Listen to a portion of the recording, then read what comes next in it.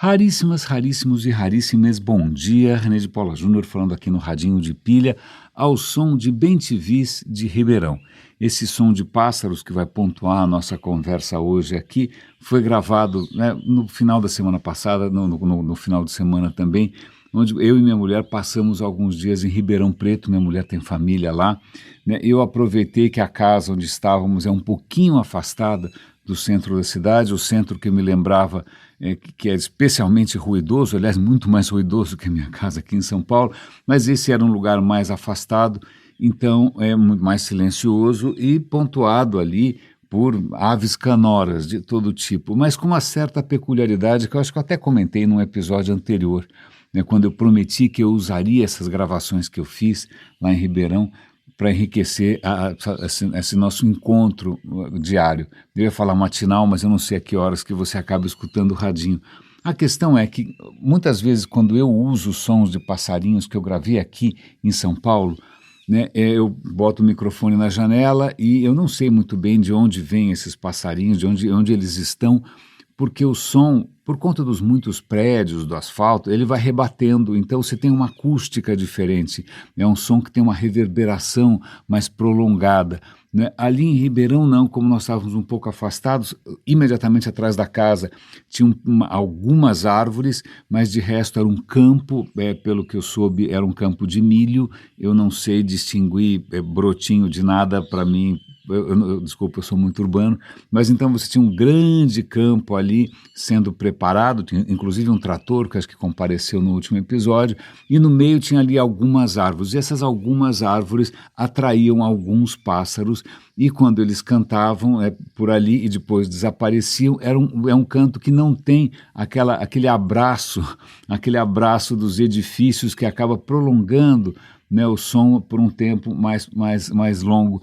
Não, o som, como vocês devem estar percebendo aqui, ele vem e vai, é muito seco, muito claro, muito nítido, e eu separei aqui os melhores momentos para deixar de ilustração aqui para a gente. Aliás, esse episódio de hoje a gente pode considerar um milagre. Aliás, a gente vai falar de inúmeras religiões aqui hoje, é uma grande coincidência, não é nenhuma fixação minha, não é nenhum tema de predileção, mas é que hoje coincidiu de vários artigos tocarem em religiões diferentes, a gente vai falar um pouco disso, mas eu não posso deixar de reconhecer que esse episódio é quase um milagre, porque no sábado, eu quase desisti.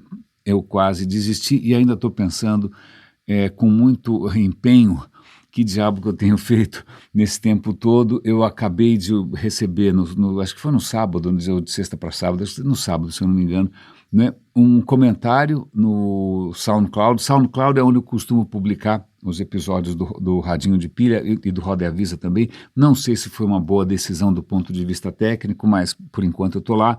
Né, só que um dos problemas do SoundCloud é que ele é infestado de robôs, que você compra robôs para inflacionar os seus likes, é uma chateação, então o tempo inteiro eu tenho que ficar bloqueando robôs, porque quando eu vejo que alguém fez algum comentário, 99% das vezes é um robô. Ninguém é muito raro, é literalmente raríssimo, né, que algum raríssimo se deu o trabalho de colocar algum comentário ali, mas dessa vez tinha um comentário, não era um comentário de robôs, era um comentário de um ouvinte, e eu vou ler o comentário para vocês. O comentário está aberto ali, não estou expondo ninguém, é um comentário público, não é? E o comentário, não vou necessariamente falar aqui o nome da pessoa, mas é um comentário que está lá.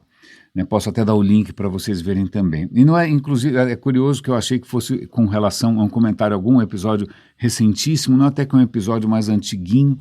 Nós vamos lá. Que ótimos pods René fazia antigamente, até antes da pandemia. Hoje ele só fala que a inteligência artificial vai acabar com o mundo, mas é o que mais usa a inteligência artificial e ainda chama a inteligência artificial de seu melhor amigo. Só fala de religião e crenças, botando para fora sua falta de tolerância. Até fala mal de quem viaja e se deslumbram com a viagem. Até diz que pessoas que viajam de certo modo destroem a natureza. Até entendo, mas acho que quem trabalhou e realmente produziu tem esse direito. É claro que a esposa do René tem esse direito de viajar e se divertir. Um parêntese aqui, sou eu falando. Eu não sei o que minha mulher entrou no meio da conversa. Fecha parênteses. E, é claro, só fala de polarização política que sabemos que tem fundamento de apoio para quem paga as contas na sua casa. Eu também não entendi muito bem isso. Renê, por favor, volte a fazer pods científicos, história, tecnologia super legais que você fazia. Assinado, sem diploma, sem religião, sem partido. Grande abraço. Isso caiu, eu já estava, não sei se vocês sabem disso, né? Aliás, eu vou fazer uma pequena digressão aqui. Eu tenho uma especial fascinação por pessoas que têm uma autoestima invariável, né? Eu conheço inúmeras pessoas felicíssimas que sempre se acham a última bolacha do pacote, que sempre acham que estão certas, mesmo quando fazem burradas notórias e indiscutíveis, que sempre acham que são, sei lá, tem algum destino manifesto, que o mundo estava esperando para que elas acontecessem, né, que a humanidade inteira aguardava em apreensão pela sua vinda e que celebraram provavelmente num grande festival planetário, né. Eu sempre admiro essas pessoas que muitas vezes são influenciadores, vão subir num palco, né, e vão dar ali dicas de felicidade, quando na verdade eu acho que em grande parte, né, o que elas estão pregando ali de felicidade é simplesmente porque elas têm essa autoestima automática, essa autoestima indestrutível. Eu, infelizmente, nasci com defeito. Ou foi aquela vez que eu bati a cabeça na parede quando era criança, eu não sei muito bem, mas eu não tenho essa autoestima. Eu sou um grande crítico de mim mesmo. Toda vez que eu faço alguma besteira, eu fico o tempo inteiro falando que burro, mas que idiota, como é que eu pude fazer um negócio desse? Eu me autocritico o tempo todo, né? Aliás, minha mulher sempre tenta melhorar essa minha mania. Toda vez que eu me apresento, ainda mais para vagas de trabalho, eu começo pela negação. Olha, eu não sou um cara competitivo, eu não sou um cara comercial, eu não gosto de mandar nos outros, né? Falou, não, você não pode se definir pela negação. Então, eu certamente tenho algum defeito de fábrica, não sei se ainda dá tempo de corrigir, o que realmente aumenta a minha admiração, o quanto eu fico intrigado por quem realmente tem essa autoestima inabalável, né? Ainda mais quando os sinais externos não necessariamente fundamentam, né, aquela autoimagem tão generosa, né? Mas todo fazendo essa pequena digressão, porque eu já andava com a autoestima meio baleada, porque em outros foros, em outros espaços de convivência, não pública, infelizmente digital, né, eu já havia levado ali alguns trancos. Porque, Renê, por que você insiste em ser transparente com relação ao seu pessimismo? Por que você não é só legal? Né? Por que você está sendo intolerante? Isso está demonstrando que você não tem apego ao debate. Eu já estava ali tentando lidar com alguns feedbacks com relação ao meu modo, sei lá, de ser, meu modus operandi, meu modus vivendi, e aí veio essa mensagem. Realmente isso causou ali, por sorte, eu não tive que gravar nem produzir nada no sábado nem no domingo, porque eu não conseguiria. Eu fiquei bastante impactado. Eu nem vou mencionar algumas coisas que eu não entendi muito bem aqui, o que minha mulher entrou no meio, o que tem a ver a viagem de avião, né? Tanto faz, mas o que pegou para mim aqui é uma coisa que eu não sei se ela é essencialmente brasileira. Eu acho que faz parte da cultura brasileira você só, como hei de dizer, você ter uma relativa intolerância, ou melhor dizendo, brasileiros em geral não recebem bem quem bate fora do bumbo. Brasileiros não recebem bem quem é pessimista. Brasileiros não recebem bem quem, de alguma maneira, critica ou aponta o dedo. Não, eu não sei se é porque nós somos uma cultura de cumplicidade, para o bem e para o mal, inclusive, né? Se nós somos uma cultura de conformidade, mas eu, talvez pelo fato de ter trabalhado já em empresas multinacionais, ter convivido com outras culturas, ter morado na Alemanha, ter trabalhado com japoneses, alemão, americanos, ingleses e tal, a gente eu acho que acabei absorvendo alguns traços de outras culturas, onde não é pecado você se contrapor, onde não é heresia você questionar, né? Onde não é um ataque pessoal você discordar. E, infelizmente, na hora que você traz isso para a cultura brasileira aí, normal, né, mainstream, vamos chamar assim, né, isso realmente coloca você numa posição muito difícil, porque todo mundo espera que quando como vai você? Tudo ótimo, na correria, uma loucura, tá tudo muito bem. eu estou super bem. Né? A gente tem uma pressão muito grande pela conformidade e a gente não recebe bem ou não confia, né, sobretudo no campo profissional, e que em algum momento pode dar com a língua nos dentes e falar a verdade, onde já se viu, né, trair os seus amigos, né, mesmo que eles estejam fazendo coisas inomináveis. Então, existe esse contexto de uma... Eu acho, vocês, por favor, podem fazer comentários também, que existe um certo pacto nacional em torno da conformidade e de baixar a cabeça e de você não, em momento algum, mostrar muita espinha dorsal. Certo? Certo. É uma cultura tradicionalmente autoritária, né? Nós fomos os últimos países do mundo a abolir a escravidão e mesmo assim não abolimos tanto assim, né? Os apartamentos ainda têm quarto de empregada, ainda tem elevador de serviço, não é mesmo? Perdão, limpando um pouco a garganta aqui. Mas a questão é que toda vez que você, por alguma razão qualquer, mesmo que seja perfeitamente justificável, profundamente humana, você transparece ali alguma coisa que destoa, isso normalmente provoca reações. Né? Por que você não é educadinho? Por que a Greta Thunberg subiu nas tamancas, onde já se viu uma menina não deve fazer isso? Né? Porque fulano levantou a voz. Se ele levantou a voz ou se ele criticou, ele não tem razão. Né? Porque você perde completamente o seu lugar de fala se você por acaso... E assim vai. Né? Então... essa talvez seja uma questão nacional, talvez também seja uma questão profundamente humana. A gente tem o viés de confirmação, a gente quer que as coisas continuem sempre como elas são, a gente quer sempre que as pessoas, né, confirmem aquilo que a gente já acredita, isso faz parte. Aliás, as plataformas vêm explorando isso muito bem, talvez de maneira deliberada, mas certamente de maneira automática, né, com os algoritmos, agora com inteligência artificial. Mas acontece que isso, muitas vezes, para quem, por alguma razão qualquer, com razão ou sem razão, né, bate um pouco fora do bumbo, isso pode tornar a sua existência irrespirável ou muito mais difícil, né? Ou isso você pode ser, sei lá, condenado ao ostracismo, né? Ou então, olha, se você não está feliz, toma aí um remedinho, né? Só você tem que tomar remedinho. Um monte de gente fazendo barbaridade, um monte de gente com a autoestima lá em cima, né? Cagando na cabeça de todo mundo, e aí quem precisa tomar um remedinho é você, porque você não está feliz. Então, aliás, talvez seja por isso que o Brasil é um dos campeões no uso de antidepressivos, porque todo mundo acha assim, nossa, eu não estou feliz nessa situação de lama, né? Então a culpa não é da situação de lama, a culpa é minha, eu que tenho que tomar um remedinho. Então isso é uma questão um pouco perversa, um pouco difícil de lidar se você, por alguma razão qualquer ou desrazão, se afasta do pensamento majoritário ou resolve colocar o dedo em algumas feridas, mas eu sei que essa fala pegou mal.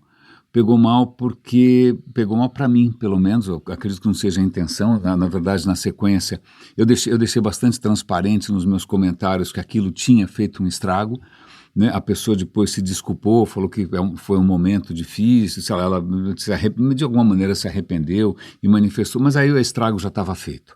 Né? O estrago já estava feito e tocou em alguns pontos bastante sensíveis, né? Porque afinal a expectativa, que aliás para qualquer um que aqui que esteja se expondo, que esteja criando conteúdo, esteja dando a cara para bater, etc e tal, seja por qual razão for, não é?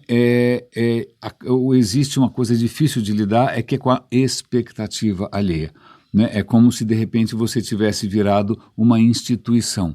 Né, como se você tivesse virado, sei lá,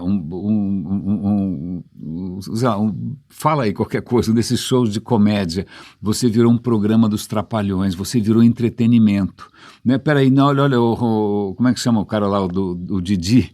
Didi, você hoje está menos alegre, por favor, a gente gosta de você alegrinho, por que você está com essa cara, por que você envelheceu, a gente queria que você continuasse novinho, né, Xuxa, por que você, quando você se expõe, você acaba entrando num grande balcão generalizado, numa vitrine global, e que é encarada como entretenimento, então surge uma expectativa de que você entretenha sempre, não importa quem você é, não importa como você esteja, né? Então por que você não continua sempre igual? É como você chegar para o Carl Sagan, que foi um tremendo divulgador de ciência a vida inteira, no final ele está bastante decepcionado com a humanidade em geral, não é? E, aliás, vamos falar de humanidade daqui a pouquinho, relativizando um pouco essa questão, e ele escreve um livro lá dizendo que, olha, não tem jeito, a gente está voltando para superstições, a gente está voltando para o pensamento mágico, a gente está voltando para o populismo, não é? Ele termina bastante, eu vou lá falar, o Carl Sagan,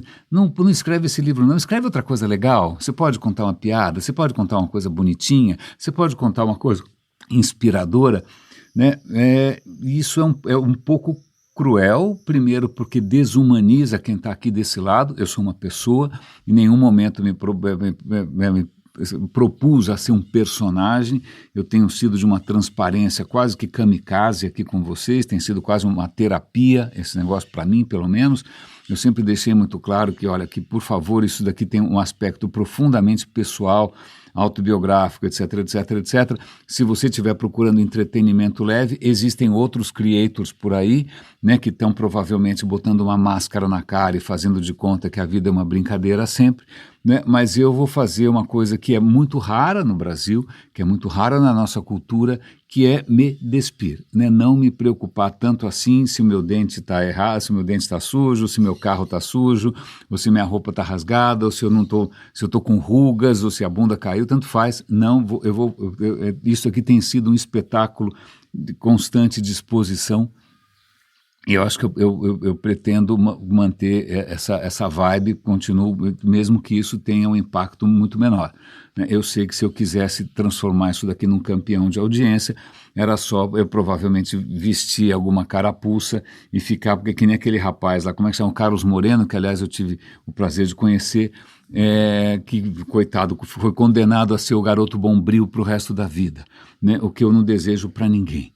Então, a questão e aqui fica, eu peço desculpas aqui se em muitos momentos eu não fui tão leve, né, mas é só não ouvir também, as coisas é super fácil, tá cheio de opções mais divertidas por aí, mas acontece que os tempos são bicudos, né? Esse final de semana eu separei 2 artigos para comentar com outros raríssimos, amigos, etc. e tal, os 2 deles têm a palavra monstros na manchete.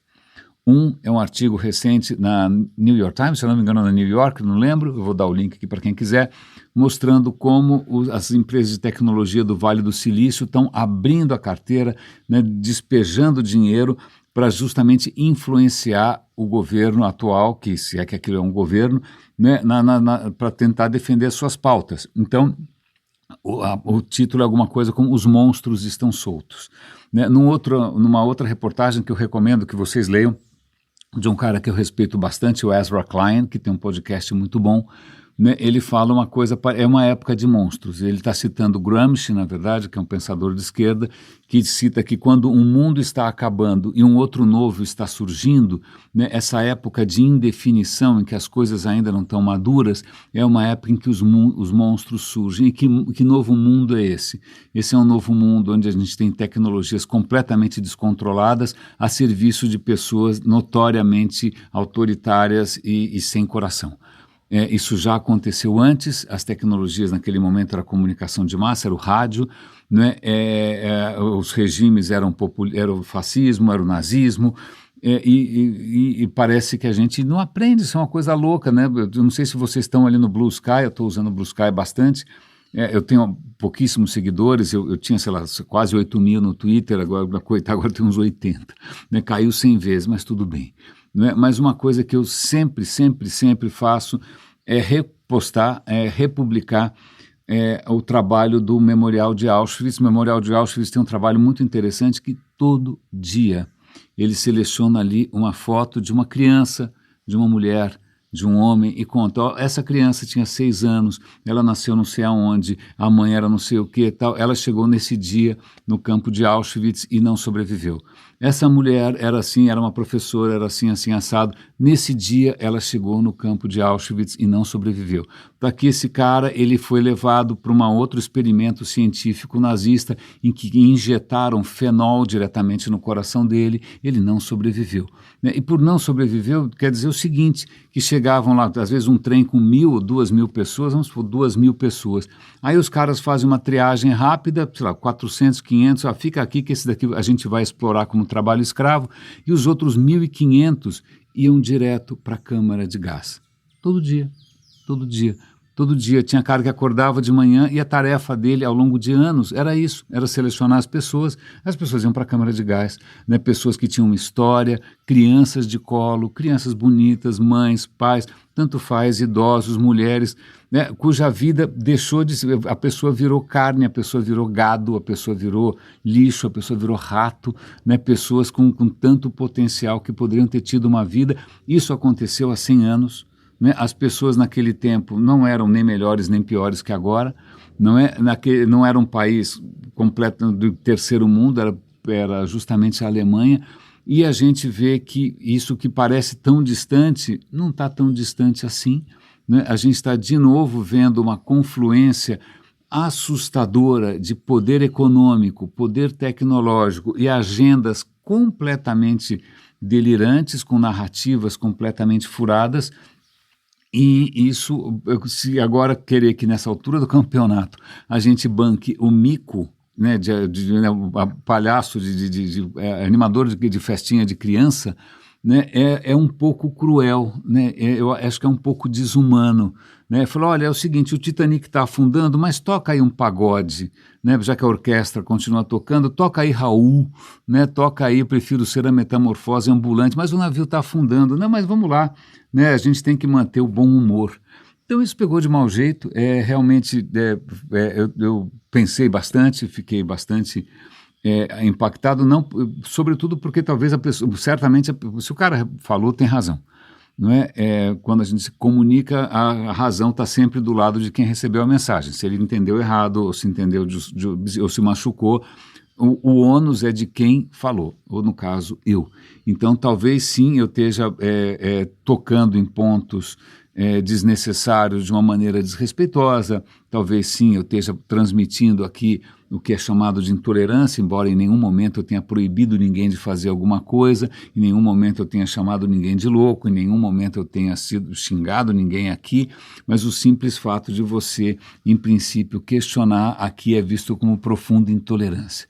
Não é curioso, mas em suma, a minha conclusão naquele momento, acho que eu continuo, que talvez o cara tenha razão, talvez eu devesse ter parado de falar, porque eu não sei se eu estou contribuindo de uma maneira positiva, né? Eu não sei se eu estou conseguindo apontar algum caminho, né? Mas aí fica, bom, então ou eu paro de falar, bancar aqui um macaco de auditório, eu não sou capaz, né? Eu não sou capaz, então talvez fosse o momento de pendurar a chuteira, né? Mas ou pendurar a chuteira ou então amargar, né, um longo mergulho na irrelevância, o que é perfeitamente possível também.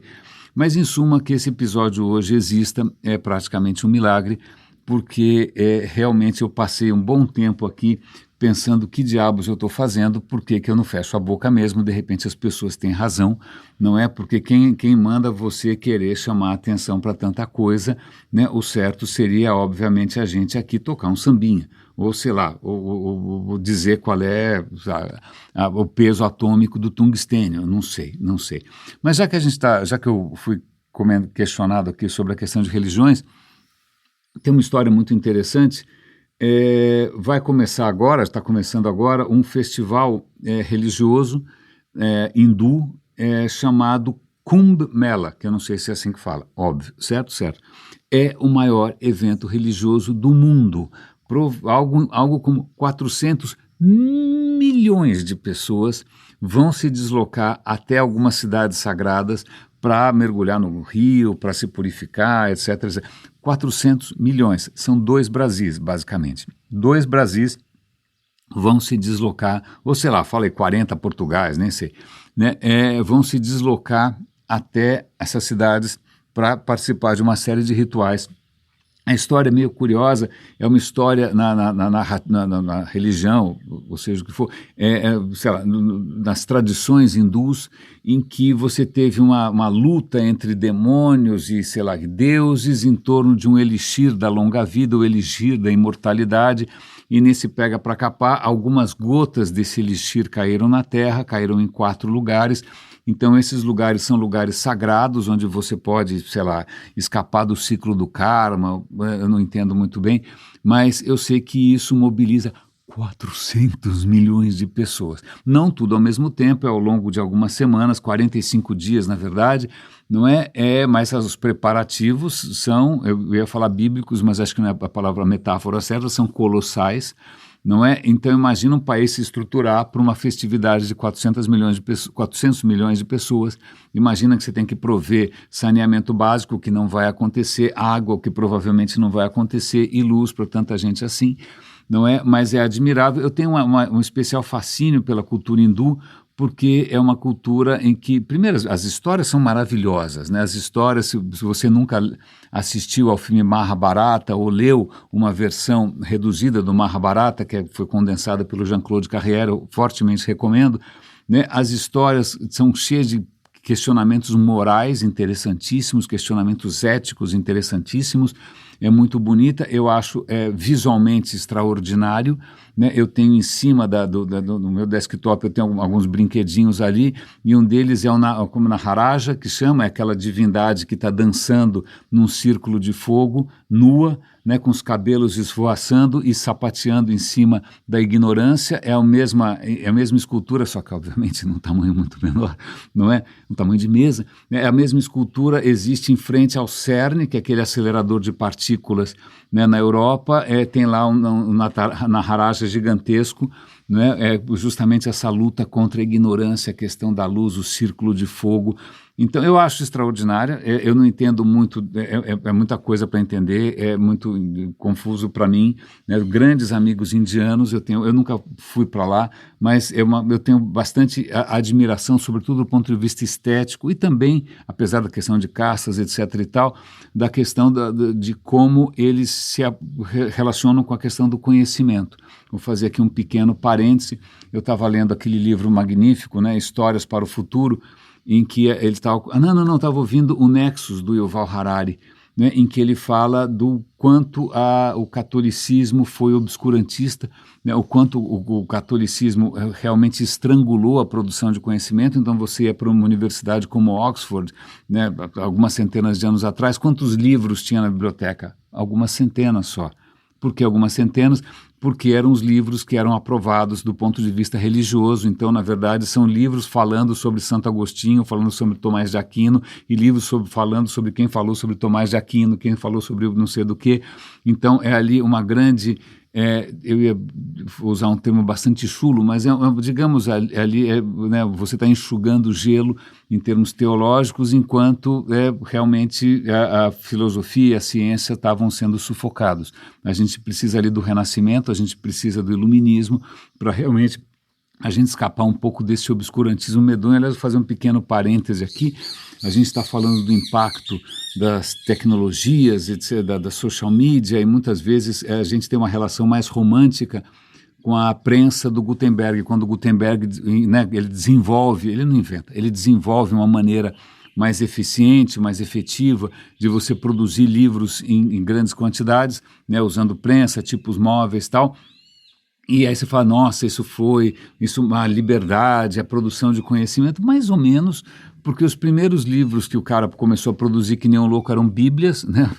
E na sequência, quando veio a reforma de Lutero, né, quando Lutero veio com suas teses, ele foi o primeiro a perceber o potencial dessas prensas do Gutenberg, e realmente foram dezenas e dezenas de milhões de livros, daqui a pouco centenas de milhões, em poucas décadas, ali no século XVI, se espalhando pela Europa, e muitos deles eram discursos polarizantes, eram discursos de ódio, eram fantasias delirantes com relação a bruxas, a demônios, né? Isso deu origem a guerras religiosas. Então veja, a prensa de Gutenberg, por mais que a gente celebre como uma democratização do acesso à informação, o primeiro uso foi a polarização religiosa, a criação de falsas narrativas, guerras que duraram décadas, para não dizer quase 100 anos, né? Milhões de pessoas morreram, milhares de mulheres foram queimadas, Tudo isso porque era um novo meio para disseminar um monte de ideia de louco. Então, ok,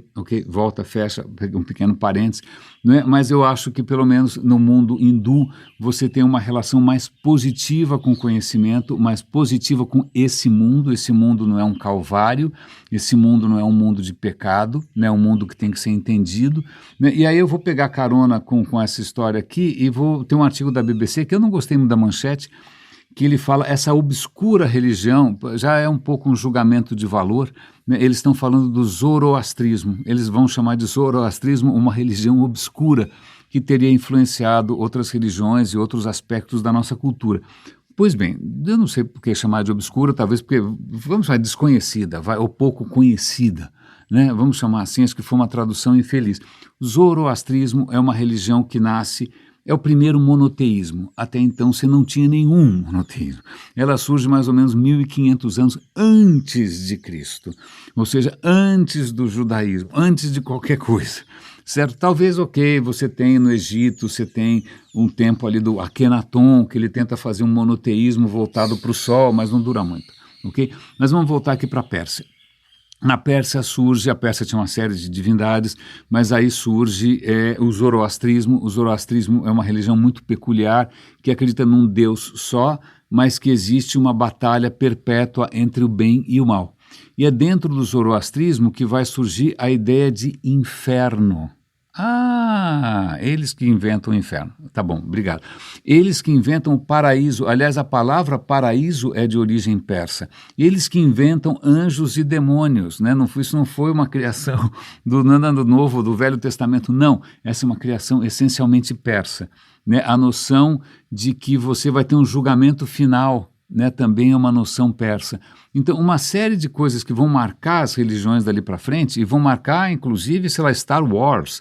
Você tem o lado escuro da força, você tem o lado positivo da força, você vai pensar em Game of Thrones, em várias questões hoje da cultura pop, né, vem de ideias que vêm do zoroastrismo, né, da ideia de que existe o bem absoluto, que ele está sendo ameaçado pelo mal, pela força da treva. Você tem que ser um guerreiro da luz, porque as trevas, tanto que no zoroastrismo você tem a chama eterna, porque eles têm medo, eu não sei, não, mas tem a chama eterna, eles cultuam a chama eterna. Vale lembrar que Fred Mercury, a família dele era zoroastrista, né? O zoroastrismo hoje foi expulso do Irã pela religião muçulmana. Os muçulmanos botaram os persas, os zoroastristas para correr. Hoje eles estão basicamente concentrados na Índia, estão espalhados ali pelo mundo, né, mas tem basicamente o zoroastrismo escapou e foi para a Índia. Essa história é muito interessante. Então, se você tem interesse em entender um pouco melhor de onde vêm algumas ideias das coisas que você acredita, veja, não foram inventadas por Jesus, não foram... Não, isso vem 1500 anos antes. Céu, inferno, bem, mal, demônio, julgamento final, etc, etc. A questão da luz versus trevas vem de muito antes. Mas o que é interessante é que agora de manhã eu acabei vendo um vídeo, até que um pouco antiguinho, de um canal que eu tenho muito respeito, que chama Religion for Breakfast, e realmente foi, né, no meu café da manhã, logo depois que eu vi esse vídeo, sobre os Sikhs. Sikhs não é o número 6, Sikhs não é nenhuma banda, Sikhs é uma cultura, é uma religião, você pode chamar assim, que ela nasceu no Punjab. Punjab fica no que hoje é a fronteira ali do Paquistão com a Índia. Vale lembrar que o Paquistão e a Índia se separaram faz muito pouco tempo. O Punjab existe há muito mais tempo do que isso, né? Mas naquela região ali, que justo num momento bastante difícil, né, há uns 500 anos, né, século XVI, XV, quando a Índia, que era um saco de gatos, né, de reis e príncipes, e todos eles hinduístas, né, alguns já budismo entrando na história, mas aí o que acontece é que a Índia começa a ser dominada por muçulmanos, começa a ser dominada pelos moguls, né? Você tem uma grande era que dura centenas de anos na Índia, 200 e tantos anos, quase 300, que são os moguls. Os muçulmanos vão dominar uma boa parte da Índia, né, o que gera algumas tensões, né, porque afinal o muçulmano é monoteísta, né, barra pesada, e você tem ali a religião hindu, que, meu Deus do céu, tem um Deus para cada 5 minutos do dia. não é? Mas então, se você pensa no Taj Mahal, o Taj Mahal não é hindu, o Taj Mahal é muçulmano, o Taj Mahal é mogul. E nesse momento, né, ali no Punjab, uma figura que eu já esqueci o nome dele, desculpa, eu sou péssimo com nomes, que é o fundador da religião Sikh. Ele tem uma visão, ele tem lá uma série de visões, e aí ele vai comunicar essas visões, e ele vai ser o primeiro guru. Guru é uma palavra ali da região que significa aquele que ilumina, né, o iluminador. Né? Não é o guru de palco, não é o cara que vai vender ali como ser feliz sem pensar nos outros, né? Mas um guru, o primeiro guru da religião Sikh, e aí surge, na verdade são 10 gurus que acabam sendo considerados como os fundadores dessa religião. E os Sikhs hoje são 20 e poucos milhões de pessoas no mundo, muitos no Punjab, mas eles estão espalhados pelo mundo, tem muitos nos Estados Unidos, no Canadá. Eu sempre tive muita simpatia pelos Sikhs. É fácil reconhecer normalmente um Sikh quando ele adere aos preceitos, o que não é mandatório. Tem muito Sikh que você não identifica, mas quando o cara adere aos preceitos do sikhismo, ele usa normalmente um turbante, ele tem a barba, ele não corta a barba, ele não corta o cabelo, ele normalmente anda com uma pulseira e com um tipo de adaga na cintura, não porque ele vá matar alguém. Né? É que normalmente os Sikhs, eles manifestam a sua adesão ao sikhismo através do que eles chamam de 5 Ks. São palavras que começam com K. Uma delas é não cortar o cabelo, o segundo é usar um certo tipo de pente, que na verdade é uma maneira de você valorizar a higiene, né, a limpeza do corpo. Você vai usar um certo tipo de roupa de baixo para mostrar que você é uma pessoa que valoriza um comportamento sexual um pouco mais contido. Você vai usar uma pulseira de aço no braço e você vai ter esse punhal, que é um punhal simbólico, não é para matar ninguém, mas só para demonstrar que você está sempre pronto a defender quem precisa. É para você defender os outros da injustiça. E o que é interessante o vídeo é curtinho, mas eu aproveitei e perguntei para o ChatGPT, que não é meu melhor amigo, mas é um excelente interlocutor, não é o que ele sabia a respeito. E é muito curioso porque não é uma religião muito clássica. Eu perguntei qual é a relação deles com o pós-vida, né? Se eles acreditam em céu, inferno. Eu falei, olha, cara, na boa, para os Sikhs o que importa é a vida aqui. Você tem que ajudar os outros, você tem que participar da caridade, você tem que estar disposto a servir, e servir a todos, porque para os Sikhs todos são iguais. Tanto que acho que uma das máximas é: não existe hindu, não existe muçulmano, não existe ninguém, existem humanos. Né? Eles têm essa devoção, eles não têm nenhum esforço de catequese, de proselitização, ou seja, de conversão dos outros. Se você quiser virar um Sikh, você pode virar, não tem nenhuma preocupação maior com o céu e o inferno, como eu já disse com vocês. Eles têm uma leve noção ali de karma, mas se você levar uma vida correta, uma vida de dedicação ao próximo, uma vida sem ganância, acho que assim, as 5 coisas que seriam quase que pecados capitais ali para os caras, mas que são 5 coisas que eles tentam evitar, eu não vou lembrar de cabeça. Deixa eu ver se eu puxo aqui o ChatGPT e ele fala para mim. Né? As 5 coisas são... Achei. Evitar os 5 vícios principais, que é a luxúria, o ódio, a ganância, o apego excessivo à materialidade, né? E o ego. Tá bom para mim. E aí tem outros preceitos também, que é você se dedicar à justiça, à paz e à verdade. Uau, tá tudo indo bem, os caras não enchem o saco de ninguém, todo mundo é igual, não tem por que fazer guerra santa, não tem por que botar os outros na fogueira, não tem por que chutar a santa, não tem por que demolir terreiro, né? Não, em princípio eles fazem cozinhas comunitárias, eles atendem todo mundo, né? Isso é muito interessante, porque eu sempre tive a impressão que as religiões, quanto mais recentes elas são, mais difíceis de entender elas ficam, né? Ao invés de simplificar, as coisas parecem que vão se complicando. Então você, sei lá, depois de centenas de anos de você ter o cristianismo, surge o islamismo, que também é menos tolerante, é mais difícil de compreender, é mais restritivo, né? E aí as coisas vão se enrolando cada vez mais. E aí isso aqui é muito interessante. Eu achei essa história ainda mais porque numa viagem recente a gente estava em Londres tem um museu muito bacana que chama The Wallace Collection, e eles fizeram ali uma exposição muito bacana sobre a origem e a história de um dos líderes, inclusive líderes militares do Sikh, porque eles tiveram ali uma história um pouco conturbada de resistir à dominação inglesa. Mas é tudo muito bacana e eu vi vários Sikhs lá.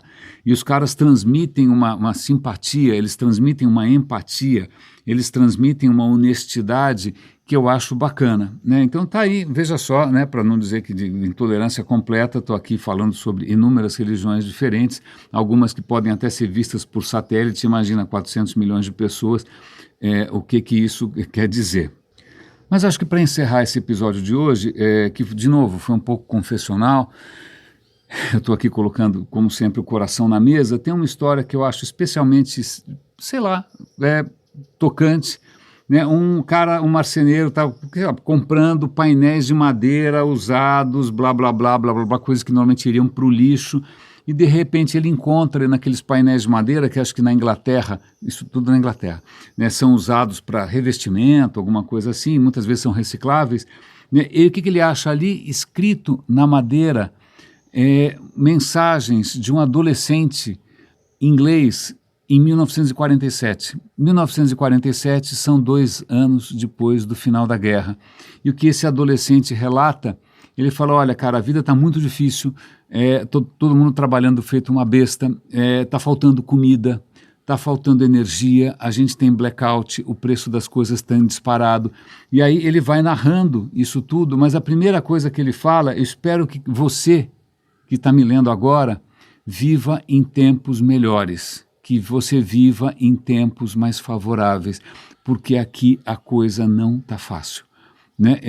Ninguém sabe se esse rapaz ainda está vivo, né? É um testemunho ali de uma Inglaterra que hoje, imagina, acabei de voltar de lá, um país absolutamente maravilhoso, né? Fascinante, tolerante, inclusive, e aí você encontra esse relato de algo que foi ontem, né? 1947 foi ontem, minha mãe estava viva, meu pai estava vivo, né?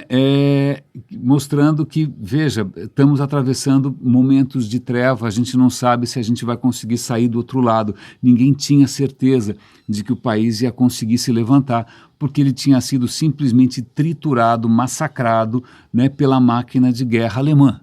Né, que mandavam mísseis V2 e mísseis voadores bombardeando gente inocente em nome exatamente do que não sei, não é? Então esse relato, esse praticamente uma mensagem na garrafa, né, uma mensagem direto do passado, uma viagem no tempo, eu acho que serve para a gente parar um pouco e olhar em volta.